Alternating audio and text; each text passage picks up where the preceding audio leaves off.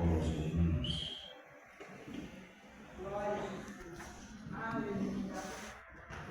Romanos, capítulo de número 1.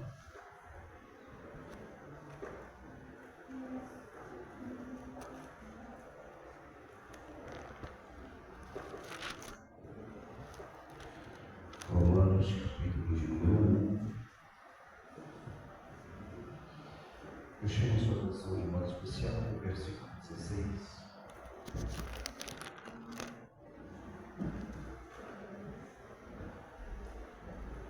Romanos, capítulo 1, verso 16. A tradução que me acompanha diz assim: porque eu não me envergonho do Evangelho de Cristo, pois é o poder de Deus para a salvação, primeiro do judeu e também do grego. Porque não me envergonho do Evangelho de Cristo, porque não me envergonho do Evangelho de Cristo. Queridos, esta será uma das poucas, se não a única vez, que eu vou te pedir essa especial gentileza. Por favor, provoca o seu vizinho e pergunta assim para ele: você tem orgulho ou você tem vergonha do Evangelho? Tem orgulho, eu tenho vergonha do Evangelho. Verdade. Eu, Paulo, não me envergonho do Evangelho de Cristo. Amados, em primeira mão, esta expressão do apóstolo Paulo parece não fazer sentido. Eu disse, parece. Cujo não parecer possui razões plausíveis. Ora, por que esta expressão paulina, eu não me envergonho do Evangelho, parece não fazer sentido? Em primeiro lugar, esta expressão de Paulo, não me envergonho do Evangelho, parece não fazer sentido, porque a palavra vergonha tem uma ligação direta com a omissão.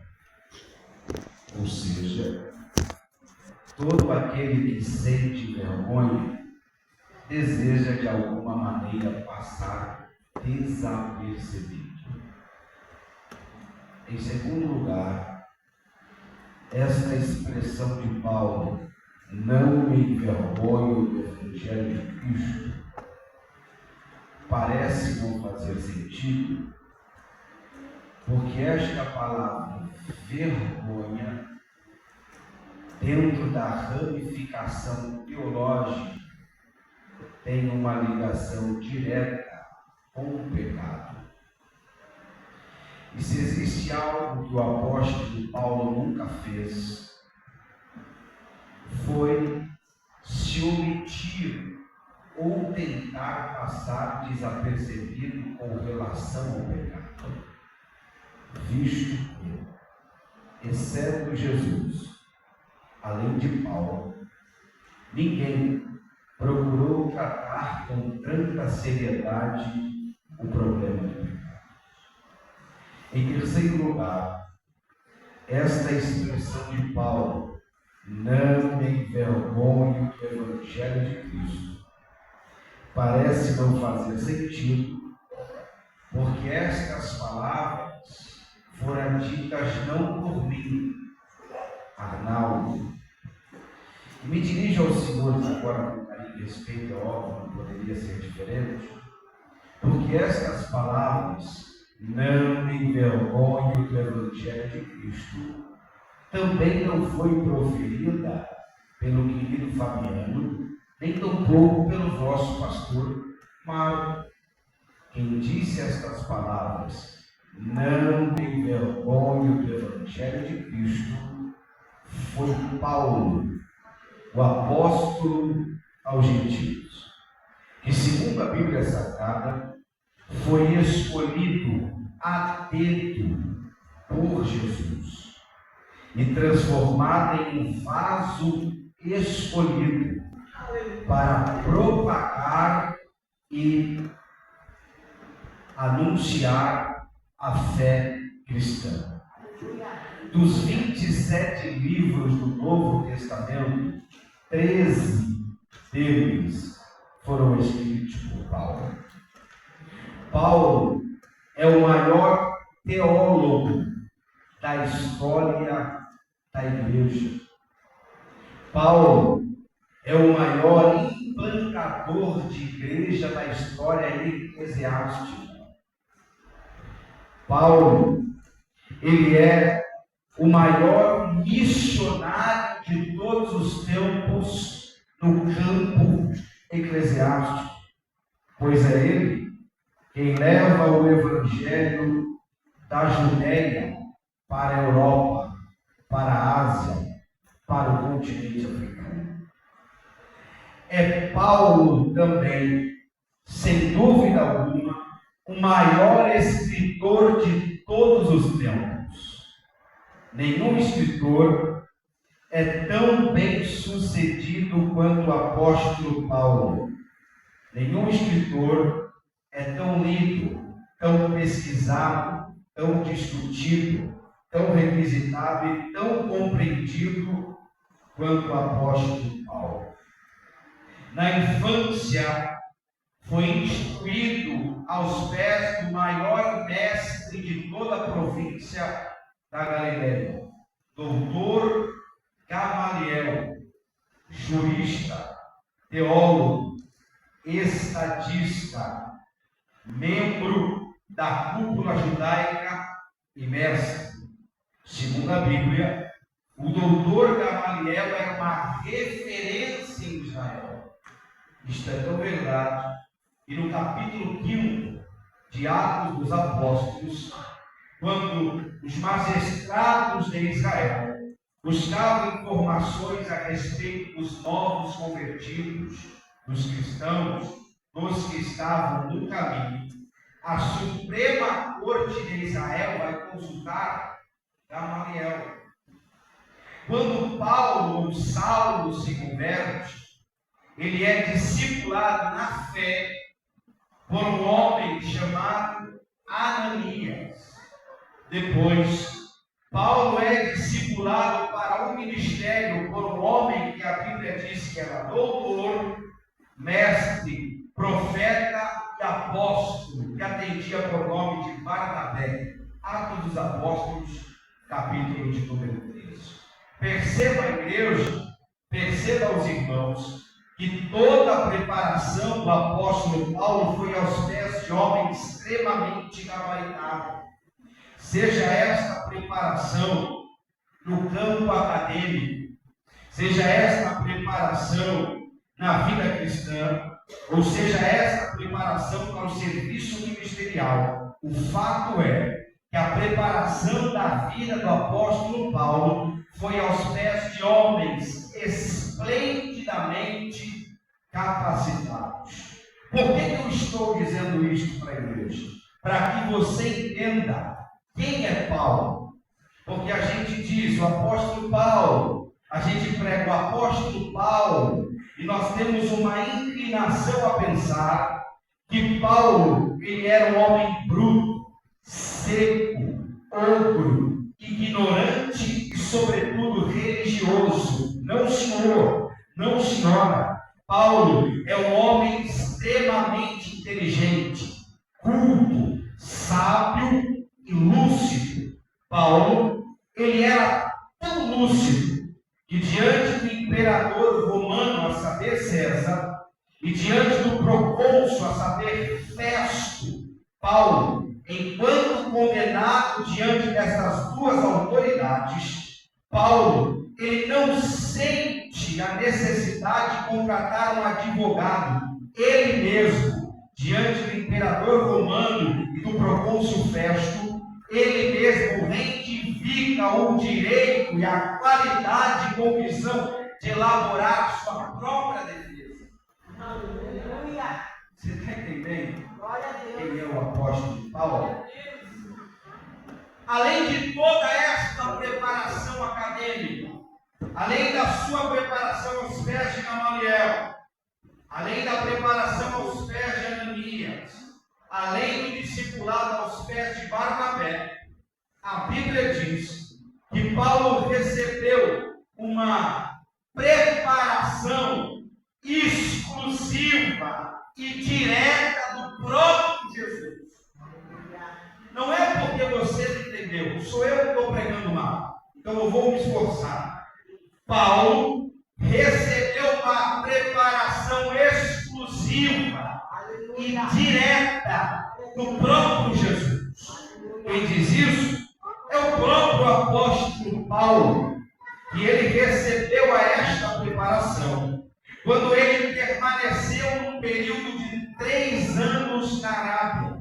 E neste período de tempo, diz o apóstolo Paulo, na carta aos Gálatas, capítulo 1, versículo 11, versículo 12, palavras do próprio Paulo: o evangelho que me foi anunciado não lhe foi ministrado por homem algum, senão pelo próprio Jesus Cristo, o nosso Senhor.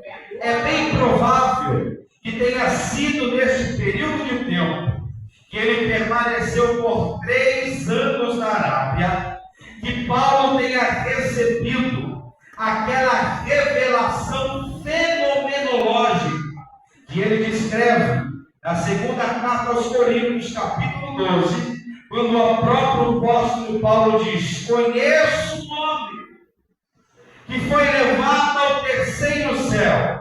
Se no corpo eu não sei, se fora do corpo desconheço, mas ele viu coisas inefáveis, as quais não são possíveis de descrever. Perceba ou não, perceba, irmã, que a grandeza destas revelações que o apóstolo Paulo recebeu é tão extraordinária que Paulo não abusa. Paulo não ousa falar na revelação na primeira pessoa da conjugação verbal, sendo ele o próprio que viveu a experiência. Ele se coloca na terceira pessoa da conjugação verbal. Conheço o homem. Aleluia. E se no corpo eu não sei, fora do corpo desconheço, mas fato, ele viu coisas inefáveis, as quais não é possível descrever. Ele não disse, fui eu. Por quê? Porque estas revelações é tão extraordinário, o nível destas revelações, o gabarito, a envergadura, a profundidade desta revelação é tão fantástica que o próprio apóstolo Paulo diz: aprove a Deus revelar-me a mim o mistério da graça que esteve oculto desde os tempos antigos. Em outras palavras, Paulo está dizendo: aquilo que Deus não revelou a Abraão, aquilo que Deus não revelou para Isaac, para Jacó, o que Deus não revelou para os patriarcas, para os juízes, para os reis, para os profetas, aprove a Deus revelar o mistério da graça a mim. Aleluia. Mais uma vez eu pergunto, se você sentir a vontade, você responde: você está entendendo a grandeza que Deus coloca na mão de Paulo? Você está entendendo quem é Paulo? Igreja, olhe para cá, os escritos de Paulo não são comuns.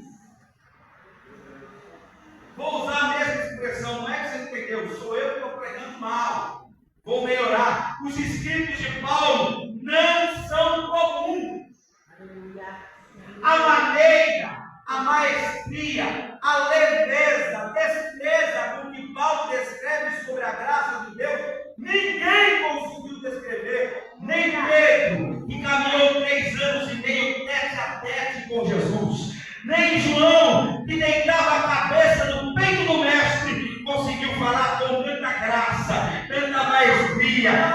leveza sobre a graça de Deus contra esse ex-perseguidor, transformado em vaso escolhido para fazer coisas extraordinárias. Em quarto lugar, a gente encerra a minha expressão. Esta expressão do Paulo, não me envergonho do Evangelho, parece não fazer sentido, porque Paulo é dono das mais belas, mais contundentes e mais importantes expressões do cristianismo. Vou repetir. Paulo é o autor das frases mais significantes do Evangelho. Aleluia. Pois é Paulo que declara, dizendo a respeito da mais profunda e mais dolorosa expressão de fé. Vou repetir. É de Paulo a fala mais profunda e mais dolorosa de expressão no campo da fé. Quando ele chama o seu filho Timóteo, ele diz: Timóteo, sofre coisas comigo. As aflições do Evangelho, como um bom soldado de Cristo. É Paulo também que declara o mais profundo teor de devoção. Em dado momento, Paulo diz: por esta causa, eu, Paulo, me ponho de joelhos. Em outro momento, ele deixa um conselho glorioso para a igreja: orai sem cessar. Paulo está dizendo: orar nunca é demais. Provoca o seu vizinho só para o sono dele passar e diga assim: orar nunca é demais. É Paulo também quem faz a declaração no que diz respeito à convicção do Evangelho. Vou repetir. É Paulo quem faz a mais profunda declaração de convicção do Evangelho. Pois é Paulo quem diz: eu estou certíssimo que nem a morte, nem a vida, nem os anjos, quem dirá os principados, se você preferir, os demônios, nem tampouco a altura, a largura, o fato é, nada nos separará do amor de Deus que está em Cristo Jesus, nosso Senhor. É também o apóstolo Paulo a mais profunda declaração no que tange a bênção da justificação. Vou repetir. Paulo é o autor da frase mais profunda no que tange a bênção da justificação. Pois é Paulo que diz: é evidente, é lógico, é óbvio que pela lei ninguém será justificado diante de Deus, porque o justo viverá pela. O justo viverá pela. Cara, só gosta de louvor. O justo viverá pela. É o apóstolo Paulo quem um tom de conversação, cujas palavras soam como um bálsamo na nossa alma aqui nesta madrugada. Pois é Paulo quem diz: em todas as coisas somos mais que vencedores. É também o apóstolo Paulo que discorre a necessidade absoluta do amor no seio da igreja. Vou repetir. É Paulo quem declara a necessidade absoluta do amor no seio da igreja. Pois Paulo diz: ainda que eu falasse a língua dos homens ou a linguagem angelical, tudo isso eu seria apenas poliglota. Ou seja, sem amor, tudo isso é balela, é em vão. Diga para o seu irmão: amar não é o que você sente. Diga: amar é o que você faz. Por quê? Porque amor não é sentimento, amor é mandamento.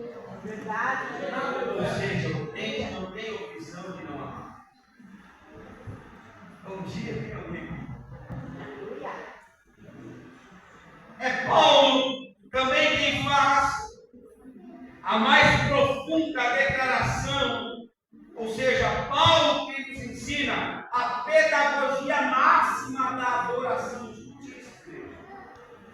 É Paulo quem declara o ensino máximo da adoração, porque Paulo diz: porque dele,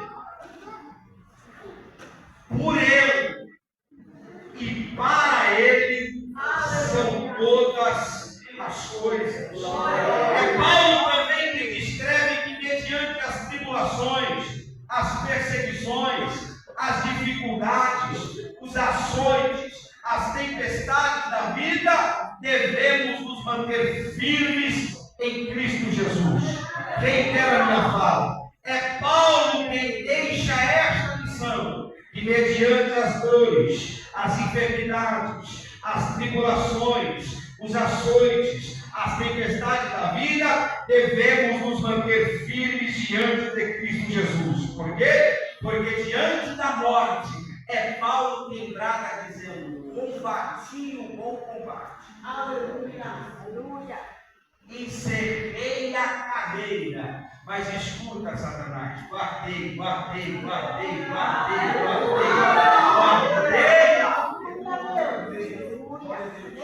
É Paulo também que faz uma declaração que, na minha concepção, é extraordinária, porque Paulo diz: a minha vida é um livro, uma carta aberta. Eu pergunto, se você sentir a vontade, você responde: a sua vida é uma carta aberta? Glória a Deus. O que Paulo está dizendo é que crente não tem rabo preso com seu ninguém. O que Paulo está dizendo é que nós temos que ser um livro, uma carta aberta, ou seja, Paulo é o tipo de pregador que prega sem usar palavras.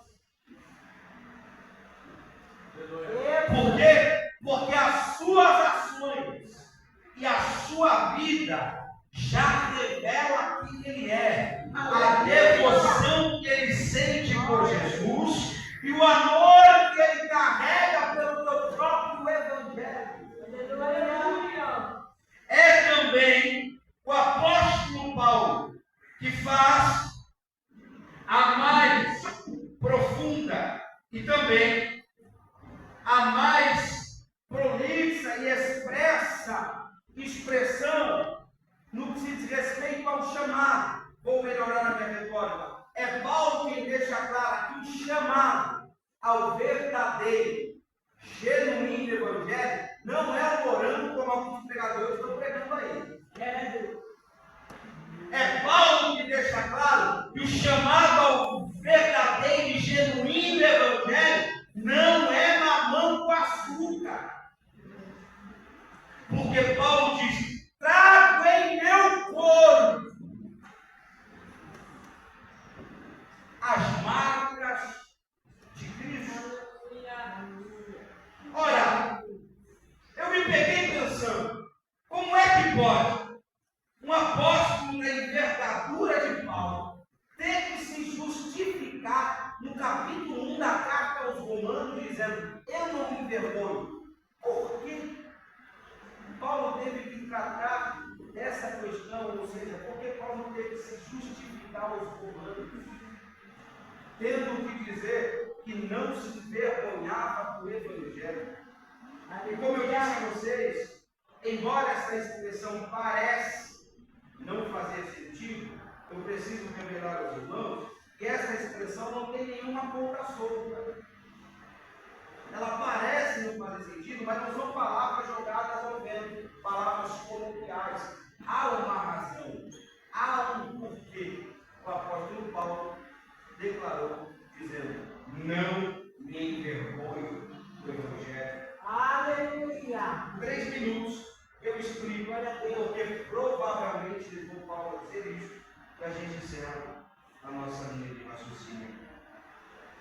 Em dado momento, a província da Judéia não fazia parte do Império Romano. O que existia era uma relação política. E esta relação entre os judeus e romanos e judeus, ganha ênfase, ganha uma maior notoriedade aos meados do ano 31 a.C., quando o Império Romano vai endossar a família herodiana por intermédio de Herodes o Grande, cujo qual se torna o governador de toda a Judéia. Mateus, capítulo número 2, nós temos uma base para esta questão. Sendo assim, quando o rei Herodes tornou-se rei de toda a Judéia, abre-se aos judeus a oportunidade de desfrutarem da liberdade religiosa em Roma. É óbvio que, levando em consideração os impostos exigidos e cobrados pelos romanos, nessa transição, quando os judeus migram para Roma, nasce o que nós conhecemos e chamamos de proselitismo. Daí então, é quando uma grande parte da comunidade judaica passa a residir em Roma na tentativa de se livrarem da imposição dos impostos estabelecidos pelos romanos. De acordo com o registro bíblico, Atos 18, e também histórico, cerca de 500 mil judeus deixaram a Judéia e foram para Roma. Presta atenção, 500 mil judeus deixaram a Judéia e passaram a ficar em Roma. Então, logo, alguns romanos se anexaram à fé judaica, alguns de Roma passaram a ser simpatizantes da fé judaica. Logo, o que nós temos então é que dentre os romanos que se anexaram aos judeus, nesta comunidade judaica, havia uma mulher cujo nome é Fúvia. Mas Fúvia não era uma senhora, uma mulher alheia qualquer. Segundo a história, Fúvia era uma mulher riquíssima. E a Bíblia diz que no período de Tibério César, Fúvia recebeu a visita de 4 sacerdotes. E esses sacerdotes, visitando Fúvia por ser ela rica e nova convertida, esses 4 sacerdotes pediram a Fúvia uma oferta, com a desculpa de que esta oferta seria para o templo de Deus.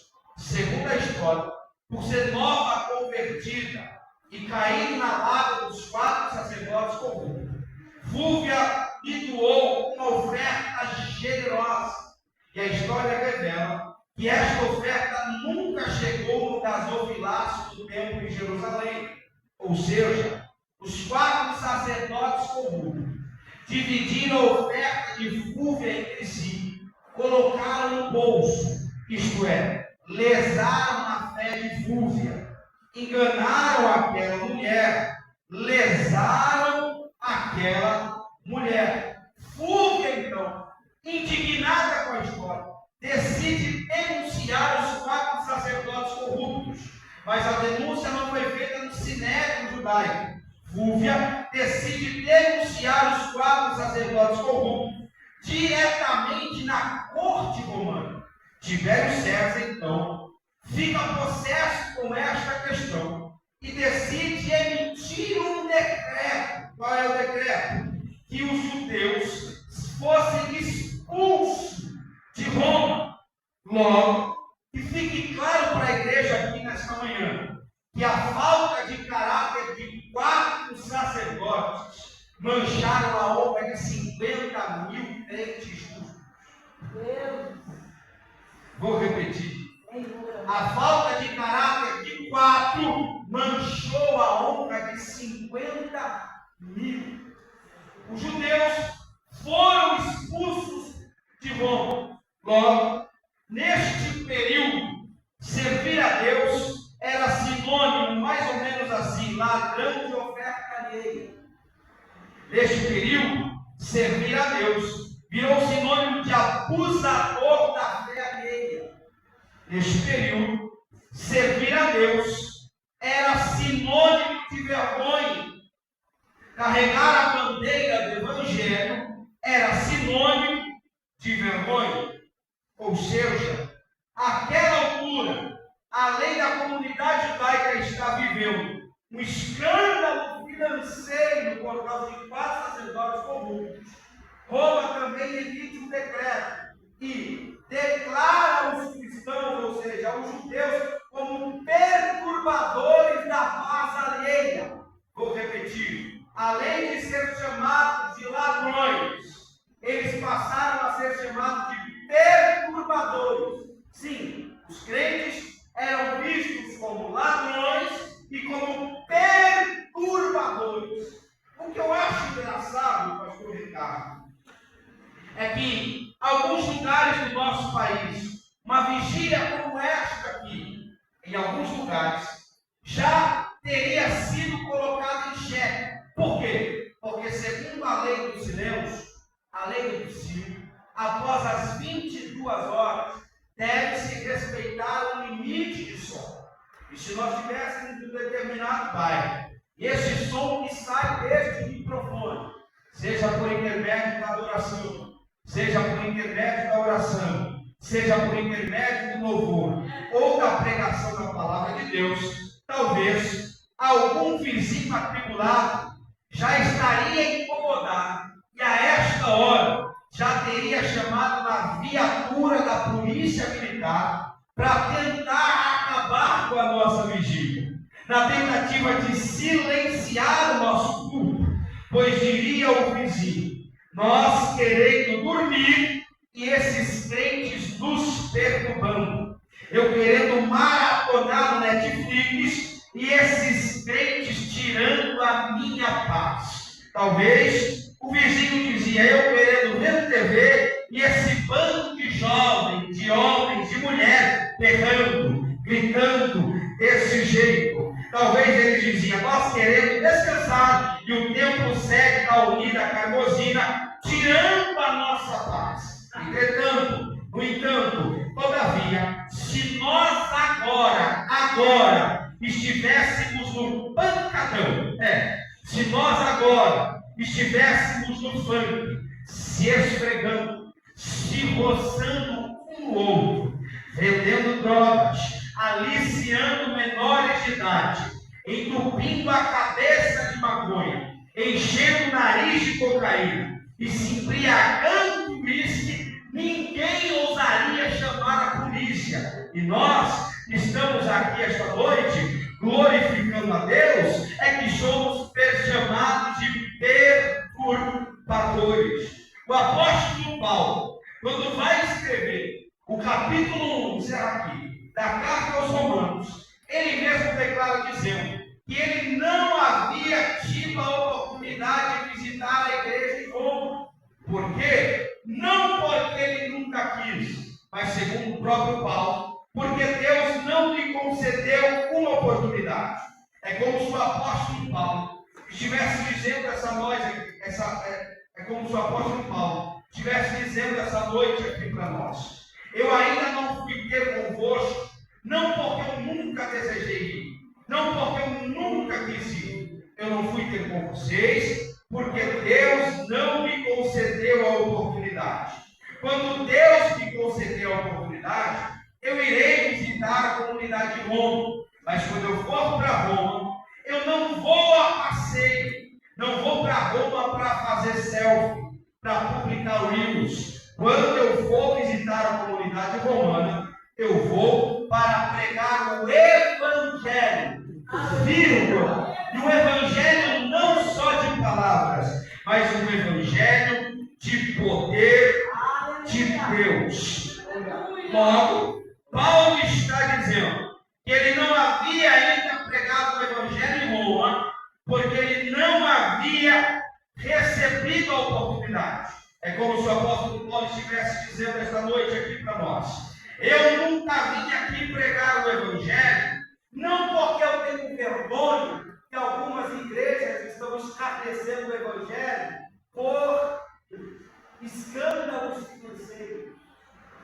É como se Paulo estivesse dizendo aqui para nós: eu nunca vim aqui pregar o Evangelho, não porque no Instagram ou no TikTok ficam zombando da nossa fé pentecostal.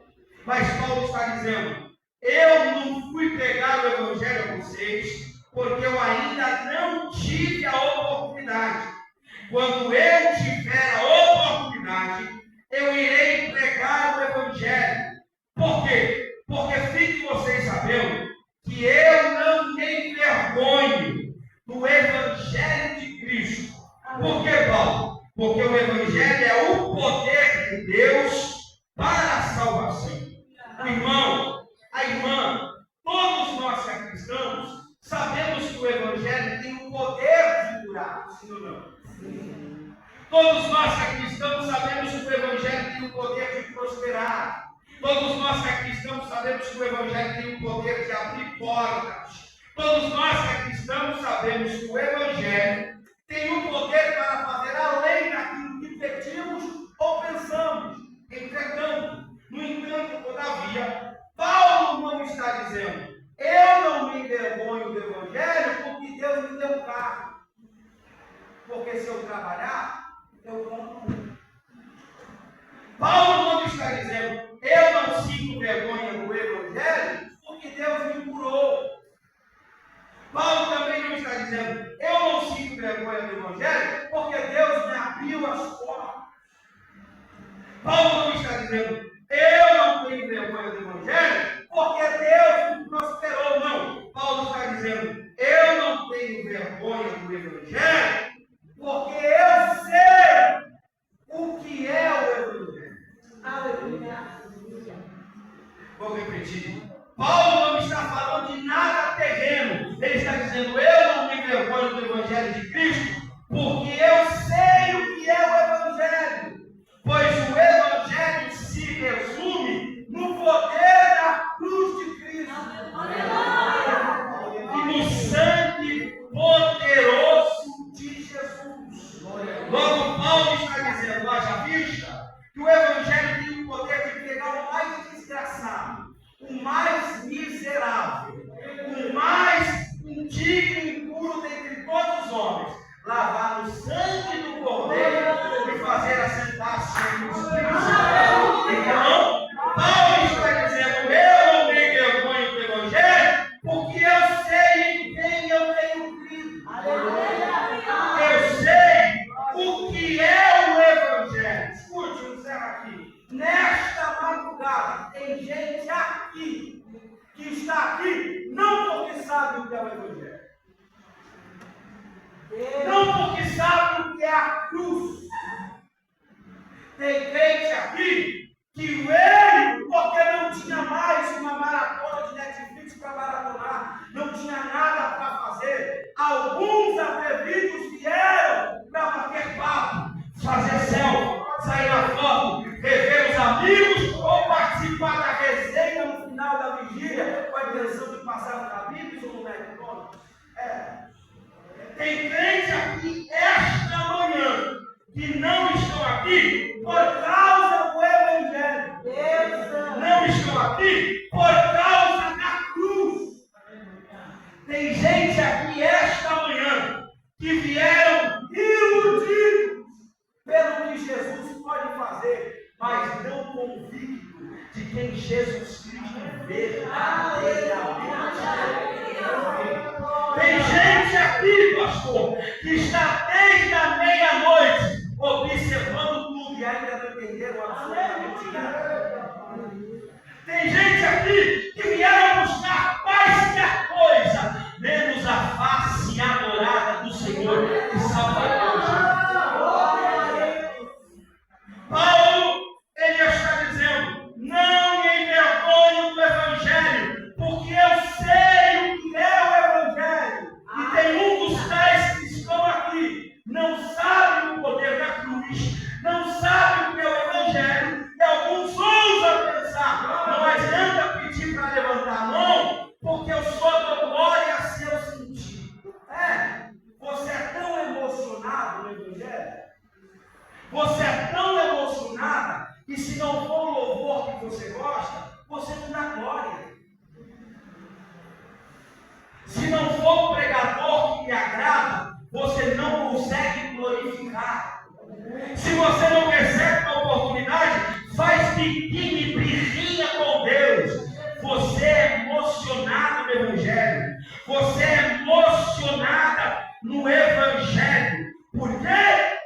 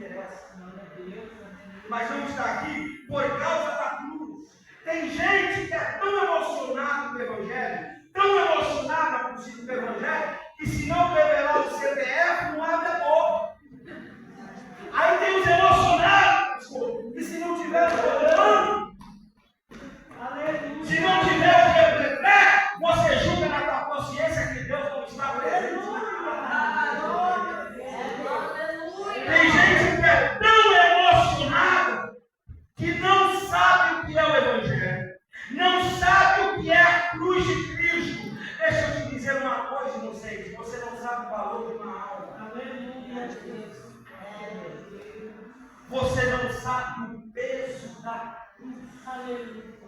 Aleluia. Por quê?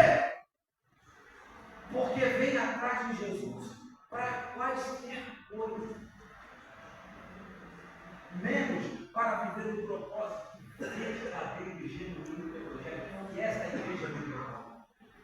Mas eu já percebi que em meio aos tais, pelo menos uns dois crentes aqui, pelo menos uns dois, e quando passou aquela volta da meia-noite até, o povo já permaneceu no próprio culto. Quando a vigília começou, já percebeu que a cruz de Cristo está servindo no tempo. Aleluia! Tem os dois aqui, os dois, que percebeu a cruz de Cristo se erguendo no tempo. E quando percebe a cruz de Cristo se erguendo no tempo, ele não espera sentir um arrepio para glorificar. Aleluia.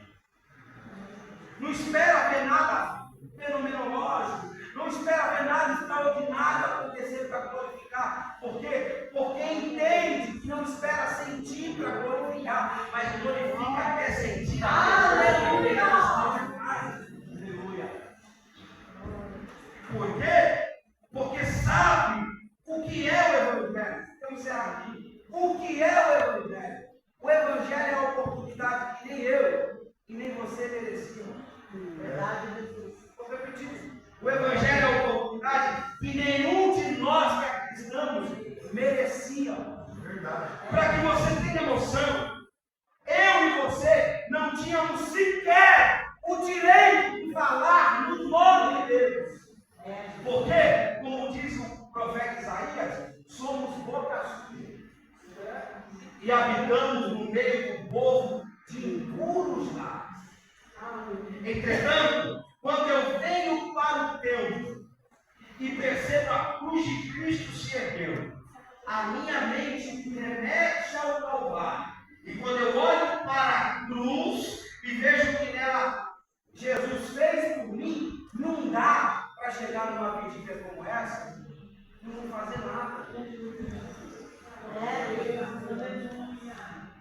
Quando eu reconheço o que Jesus fez por mim na cruz, não dá para chegar aqui e ficar sem glorificar o nome dele. Por quê? Porque eu reconheço o que Jesus fez por mim. Ou seja, é muito pelo contrário. Pouco me importa o que vão achar se eu levantar a mão e gritar o nome dele na congregação. Pouco me importa o que vão pensar se eu de fato entrar no mover do Espírito convidado pelo varão. Por quê? Porque eu não terei vergonha de exaltar o Deus da minha salvação. Por quê? Porque aquele que não tinha o direito de morrer por mim se fez chicoteado, maltratado, esbufeteado, humilhado. Deus! E daí então, por conta desta humilhação, o mínimo que nós temos que fazer é gritar em alto e bom som para todo mundo ouvir. Mundo, se vocês não têm vergonha de se prostituir. Mundo, se vocês não têm vergonha de adulterar. Mundo, se vocês não têm vergonha de fornicar. Mundo, se vocês não têm vergonha de se drogar, vou mais profundo. Mundo, se vocês não têm vergonha de ficar dançando pelado no TikTok, saiba de uma coisa: eu não tenho o rei foi ele é o poder de Deus. Só os que não têm vergonha de Jesus. Só os que não têm vergonha de Jesus. Só os que não têm vergonha de Jesus. Levante as suas mãos para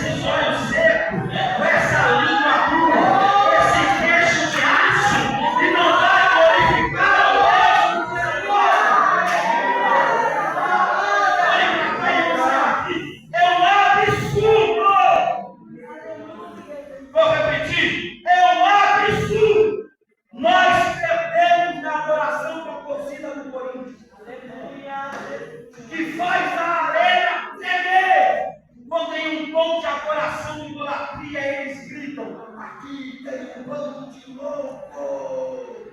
Louco por ti, Corinthians! É inaceitável. É um absurdo. Nós perdemos na adoração para a torcida do São Paulo, que fazem os alicerces do Morumbi estremecer, quando em tom de adoração eles gritam: ó tricolor, eu amo você, ó tricolor, eu te amo demais, ó, o dia que tudo existir, eu não volto a sorrir nunca mais. É inaceitável. É um absurdo. Nós vimos uma vigília como essa e perdemos a adoração para a torcida do Palmeiras, que faz aquele lindo estádio um verdadeiro chiqueiro, quando eles gritam: palmeirense vai me perdoar. É inadmissível. Nós perdemos a adoração dos carnavalescos, que passa a madrugada inteira fazendo a arquibancada do Aimbi tremer, se requebrando, dançando pelado em tom de sensualidade.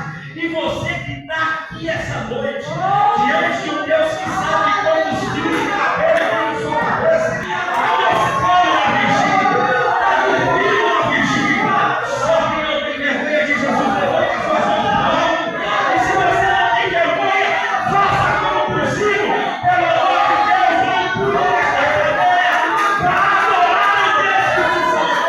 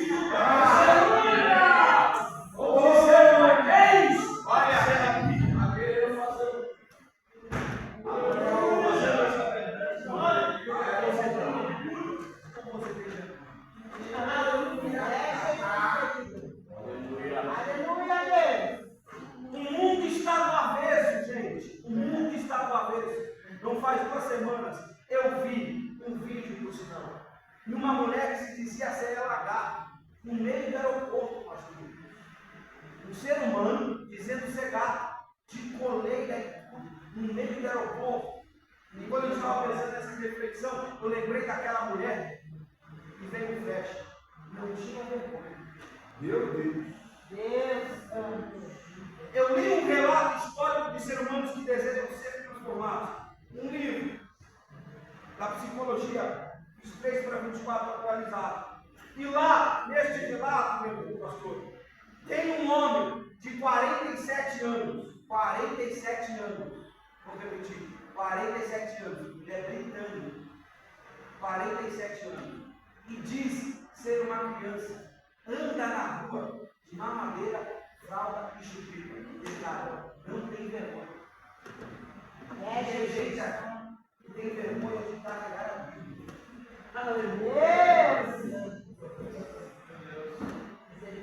Eu tenho aplicativo, Arnaldo. Deixa eu te dizer uma coisa. Homens deram a vida por este livro.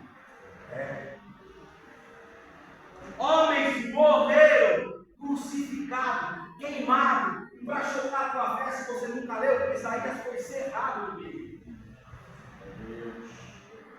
Para quê? Para que você tivesse o exemplar deste aqui na mão. Então, em nome do bom Jesus, de modo especial para os jovens, baixe o aplicativo, mas quando vir para o culto, Bíblia de papel. Aleluia. Aleluia. Diga para o irmão, Bíblia de papel.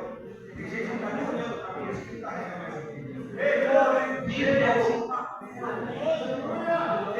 É a nossa identidade. É que nós declaramos dizendo: não me envergonhe. Olha a verdade.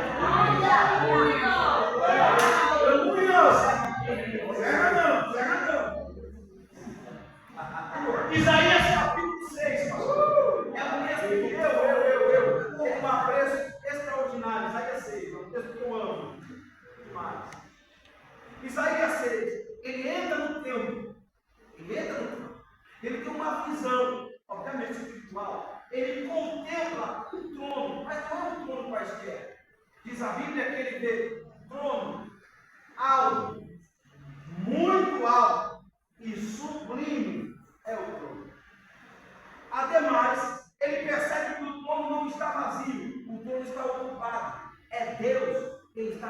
elevado, o mais alto e sublime. Glória a Deus. A visão vai se abrindo conforme o neto.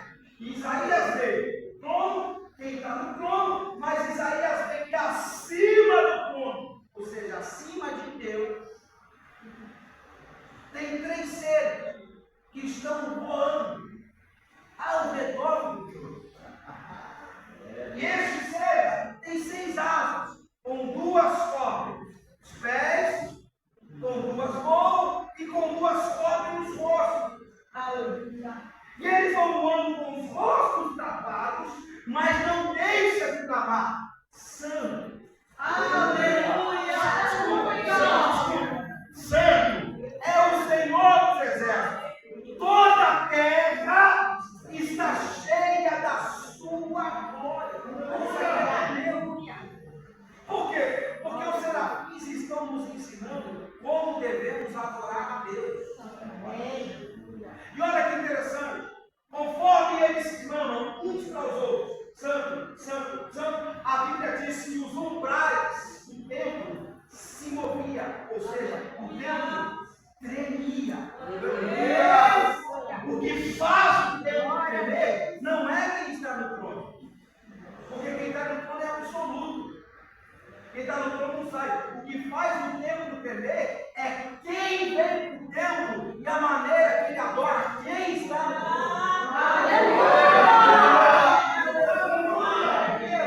Vou te explicar. Uns estão olhando para os outros. Não é para quem está no trono. Eles estão dizendo um para o outro: agora, você não está vendo não? Quem está no trono é santo. Aleluia. Agora está dormindo a vigia, você não está vendo? Quando quiser santo, não, é mais do que santo. Aí o homem diz: não, vocês estão vendo um pouco, sou eu que estou acordado na vigília. Ele é tão santo que toda a terra está cheia. E qual é a revelação para a gente encerrar aqui? É que eles estão nos ensinando, primeiro, quem faz o templo tremer não é quem está no trono, é quem vem adorar aquele que está no trono. Se você quer ver os alicerces dessa igreja tremer, então não economize, glória a Deus, aleluia, Deus te salvou. Não sinta vergonha de adorar Ele. Segundo, eles estão nos ensinando como adorar. E qual é a forma que eles adoram se não? É lindo isso aqui, por isso que eu amo esse texto, porque a Bíblia diz que eles estão com o rosto coberto, eles não ousam olhar para Deus. Não como um sinônimo de vergonha. Eu te explico aqui. Eles cobrem o rosto. Ó, é muito simples. Quando um bandido é preso e tem uma câmera da imprensa, qual é a primeira coisa que ele faz? Esconde o rosto. Porque quem esconde o rosto está dizendo uma mensagem subliminar: eu não quero ser reconhecido. Aleluia. Aleluia! Glória a Deus. Ô glória! Vou usar a minha fala de novo. Não é que você entendeu, sou eu que estou entendendo mal. Vou melhorar. Quando os serafins estão tapando o rosto e dizendo santo, santo, santo, nas entrelinhas eles estão dizendo assim, ó. Aí Isaías vem e vê que eles estão dizendo santo, santo, santo. Parece que eu vejo Isaías olhando. Vamos ver lá no YouTube quem está fazendo tudo primeiro. Deixa eu olhar no Instagram quem está pregando muito. Deixa eu ver no YouTube quem está louvando demais, quem está fazendo tudo tremer. Olhem para cá. Aqui ninguém prega muito. Quem dá a palavra e a revelação é Jesus. Aqui ninguém louva demais e faz tudo tremer. Quem dá voz à unção ainda é Jesus.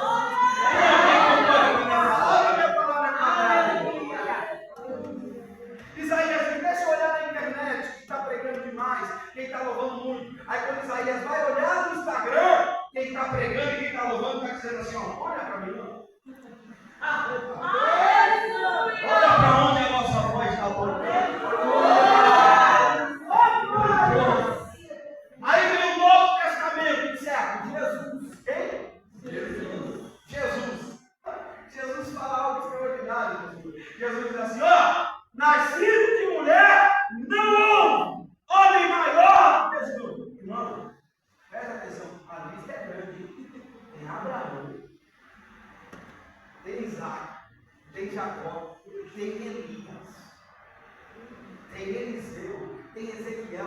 Jeremias, irmão, o ídolo é grande. A Bíblia diz que homens que a terra não era digna de deveria ser vivos. Mas Jesus diz, igual João, aleluia! Aí lá está João, com a sua mensagem de impacto, com a sua mensagem de pseudônimo. Qual era a vestimenta de João? Terno da Laí falou, não, pelo de camelo, a sua igreja, o centro da cidade, deserto. E a Bíblia diz que o povo saía do centro da cidade para ir para o deserto. Ouviu o quê? Receba a chave? Não. Culto de domingo, arrepender. Culto de segunda, arrepender. Vigília, arrepender. Católico, arrepender. Congresso, arrepender. E o carro, João? Aí é com Deus. A minha palavra é essa. Aí vem alguém que diz como é que esse cara com essa mensagem está fazendo toda a Judéia tremer. Deixa eu olhar na Bíblia dele como é que se descreve. Semideus, caçador de demônios, raio-x de Deus. Quem és tu, hein, rapaz? Que unção é essa? Quem és tu, hein, irmão? Que palavra é essa? Quem és tu, hein, irmão? És tu Elias? És tu Moisés? És tu Messias que veio de mim? Eu não. Eu sou só a voz. Porque nós não tem moço. Eu sou só a voz. Quem és tu, João? Eu sou aquele que já entendeu. O importante é que eu suba para ele, o Senhor Jesus.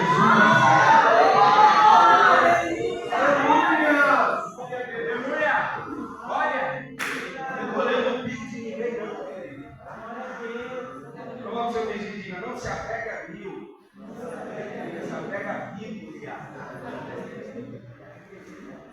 Glória a Deus. A gente não se descreve como nada. Olha para cá, vou dar uma palavra profética aqui. Deus acabou de me dar uma palavra profética. Pega a sua mãozinha que eu receber de Deus,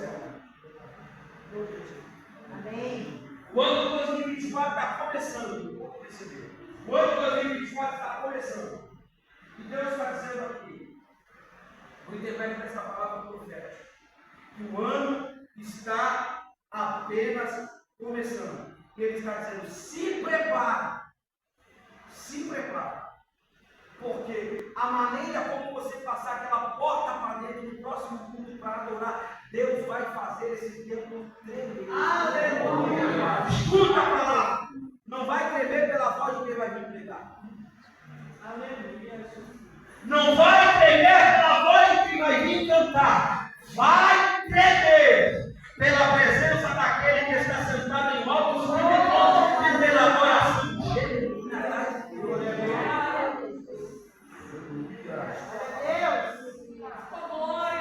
Glória a Deus. Aleluia.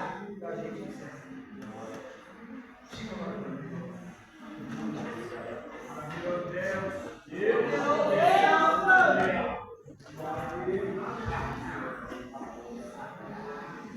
Pergunta mais uma vez, você tem orgulho? Ou você tem vergonha do Evangelho?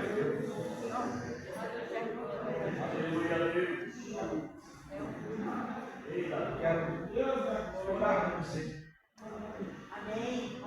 Apresentar as nossas vidas diante de Deus e agradecer, só agradecer por essa oportunidade.